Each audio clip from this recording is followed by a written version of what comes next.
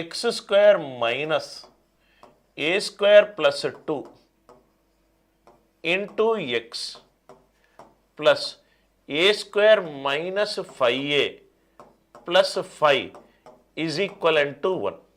ఇది ఒక వర్గ సమీకరణము. దీనికి ఆల్ఫా బీటా మూలాలు right opposite science.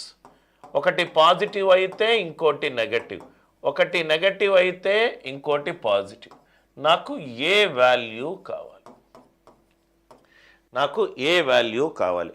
X square minus a square plus 2 into x plus a square minus 5a plus 5 equivalent to 1. దీ సమీకరణానికి opposite rain roots. Alpha positive అవుతే బీటా నెగటివ్, ఆల్ఫా నెగటివ్ అవుతే బీటా పాజిటివ్. అలా కనుక ఉంటే ఏ value ఎంత? ఇది చూడండి సార్. ఫస్ట్ ఆఫ్ ఆల్ 1ని మనము లెఫ్ట్ హ్యాండ్ సైడ్కి తీసుకొని వద్దాం. X square minus a square plus 2 into X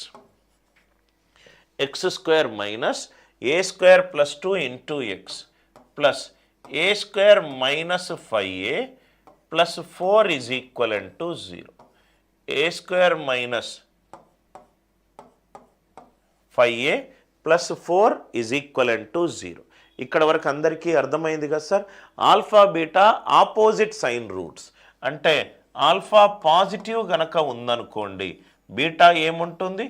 negative ఉంటుంది. ఆల్ఫా గనక నెగటివ్ ఉందనుకోండి బీటా ఏముంటుంది? పాజిటివ్ ఉంటుంది.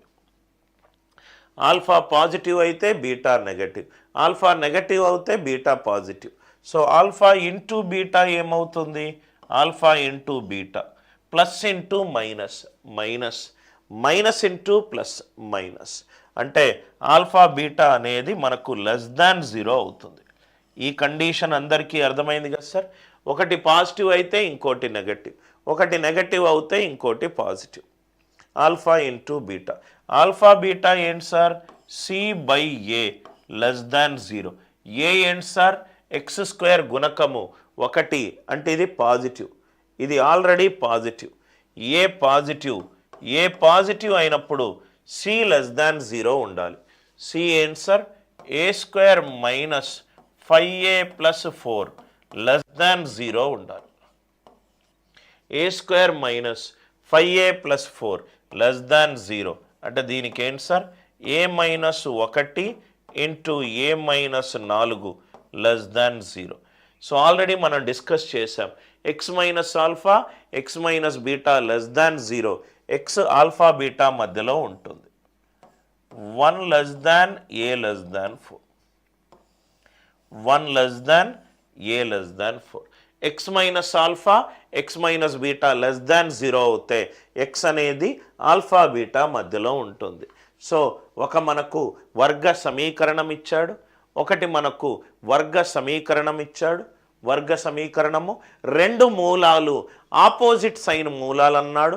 ఒకటి పాజిటివ్ అయినప్పుడు ఇంకోటి నెగటివ్, ఒకటి నెగటివ్ అయినప్పుడు ఇంకోటి పాజిటివ్.